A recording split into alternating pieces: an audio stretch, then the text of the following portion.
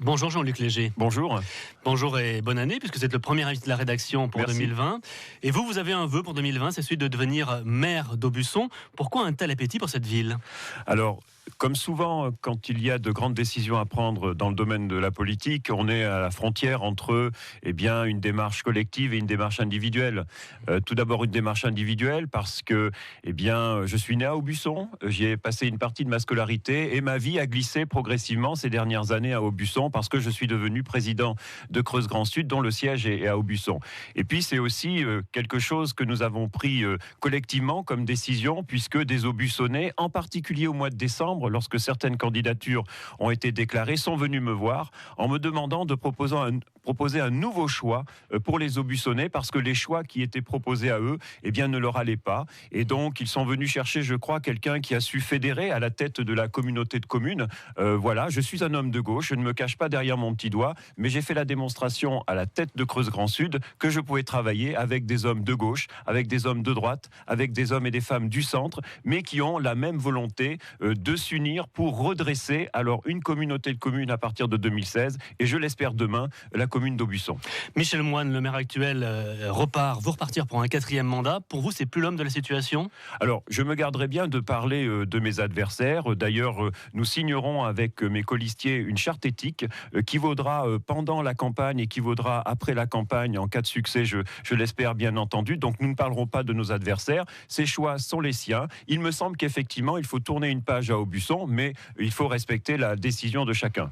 Vous ne voulez pas parler des adversaires, mais la joute politique s'annonce déjà forte. On a des personnalités marquantes dans le département. Michel Moine, maire sortant.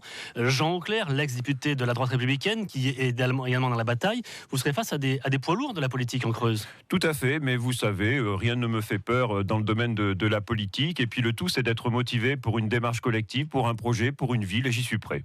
Alors, Jean-Baptiste Moreau, le député de la Creuse, vous adresse son soutien sur son fil Twitter. Il dit, voilà, moi j'apporte mon soutien à Jean-Luc Léger, qui sera d'ailleurs avec des marcheurs, La République En Marche.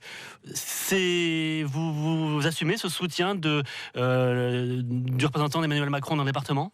Alors, non seulement j'en suis satisfait, mais effectivement, cela me fait plaisir. Et demain, vous verrez, et dans la semaine, il y aura d'autres grands élus qui m'apporteront leur soutien, car ils ont compris qu'il fallait une démarche d'unité pour Aubusson. Donc aujourd'hui, c'est le député qui déclare son soutien. Demain, vous verrez, il y aura d'autres élus qui feront de même.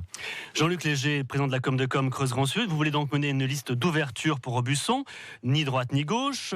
Tout le monde cette année prône l'ouverture. Tout le monde qui est venu à ce micro promet une liste d'ouverture. Comment est-ce que les électeurs vont faire la différence ? Sur le bilan ?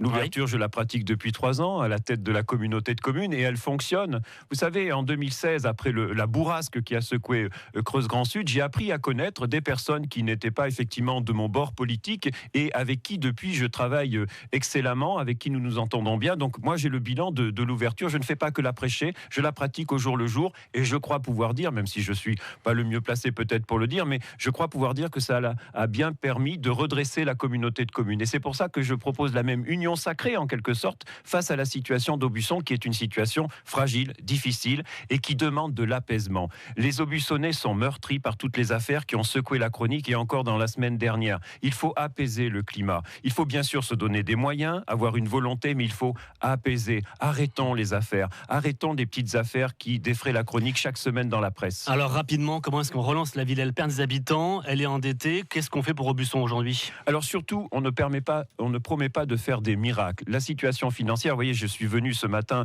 avec le compte administratif de l'année 2018. La situation financière n'est pas catastrophique, il ne faut pas exagérer, mais elle est extrêmement tendue. Vous avez des marges de manœuvre extrêmement réduites, vous avez un excédent de fonctionnement qui est faible, donc des capacités d'investissement qui sont faibles. Il ne faut donc pas promettre la lune aux Aubussonnais. D'ailleurs, ils n'y croiraient pas et ils auraient raison. Pour autant, malgré la faiblesse des moyens, il y a des possibilités. Il va falloir faire un plan pluriannuel d'investissement sur des équipements qui ont besoin d'être rénovés. Lesquels, par exemple ? Alors, il faudra bien sûr faire un audit par rapport à la mairie. C'est quand même un symbole terrible. Les Aubussonnais sont malheureux. Voilà, les Aubussonnais sont malheureux de voir leur mairie qui est fermée. C'est un symbole fort, ça les meurtrit. Donc il va falloir savoir effectivement quels sont les travaux nécessaires dans un premier temps pour sa réouverture. Nous savons déjà que le réseau électrique est obsolète et que ça leur représente une grande charge. Pour autant, il y a aujourd'hui des contrats, notamment les contrats de ruralité, qui permettent aux municipalités et aux communautés de communes d'investir. Donc il faudra faudra voir comment cela est possible. Vous avez le hall polyvalent qui a besoin d'un rafraîchissement, vous avez le cinéma qui a sans doute lui aussi besoin d'être refait en partie. Donc il faut effectivement faire un plan pluriannuel et faire des audits au départ. Et puis c'est aussi l'accueil. Il faut accueillir de nouvelles populations, sinon on n'arrêtera pas la dégringolade démographique sur Aubusson. Quand j'étais élève, il y avait exactement 5400 habitants à Aubusson, il y en a aujourd'hui 3200. Si on ne pratique pas l'accueil, si on ne se préoccupe pas d'emploi, si on ne se préoccupe pas de développement économique, alors l'avenir sera compromis. Ça n'est pas si simple. Ceux qui disent qu'il y aura une usine de 100 personnes qui viendra s'installer sont des menteurs. Je crois plus à la multiplication des petites unités et notamment ce qui va être construit dans l'année, c'est-à-dire l'hôtel d'entreprise au chapitre porté par la CCI. Voilà un projet qui va créer des emplois. Je crois, moi, à la multiplication des petites unités. 10 plus 10 plus 10 plus 10 et c'est comme ça qu'on enrayera le déclin. Merci beaucoup Jean-Luc Léger, candidat donc pour Aubusson et actuel président de la Com de Com Creuse Grand Sud. Bonne journée à vous. Merci à vous.